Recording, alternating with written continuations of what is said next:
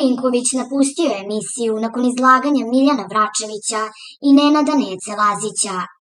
Njih dvoje su ga osudili što ne želi kontakt sa svojim sinom kojeg ima sa Miljanom Kulić. Shvatio bi da bebica živi sa svoje dvoje dece i da uzme i malog Željka. To bi bilo fenomenalno. On je stvorio svoju porodicu. Deca se nama nisu tražila, mi smo uživali pa su se deca rodila. Do njihove 18. moramo da brinemo o njima, naš je uspeh život njihov. Ako je bilo propusta, ja sam ih imao, ona se bori i svaka joj čast. Moraš sa svojom porodicom da se pozabaviš pa onda sa drugom, rekao je Miljan. Ako ti kažem da ih nisam video ni jednom, kazao je bebica. Onda si idiot, onda si gori od njega. Tom detetu treba otac. Kapiram tebe, tvoja ćerka je velika i da možda ne želi da ima malog brata. Idealno bi bilo, da li će ona hteti ili neće, ti moraš da ga prihvatiš kao sina, rekao je Miljan. Njegova ćerka ne želi da je Željko bude brat, rekla je Marija. Onda tu stavite tačku, kazao je Miljan. Nisam došao ovde da rešavam to, govorio je Ivan. Veruj mi da te poštujem, ja ću od tebe primiti sugestiju.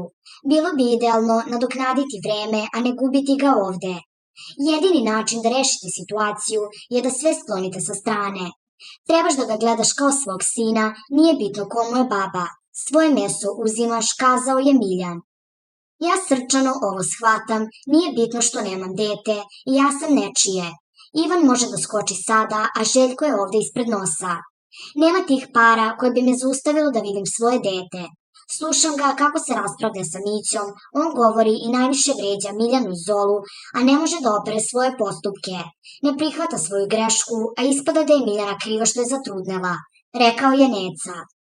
Ponavljate se, nemam osjećaj. Taj pokušaj da iz časa u čas kažeš nešto što nije istina i ta priča dolaska u Niš nije bitno. Ljudi su bolesni od realitija. Miljana ostaje trudna, radi se test, ja u šoku. Onda dolazi borba, kreće priča da sam klošar i smrad. Nemam šta da kažem i sa kim imam posla. Sećam se momenta da se ne izjašnjavam. Rekao sam da ga prihvatam.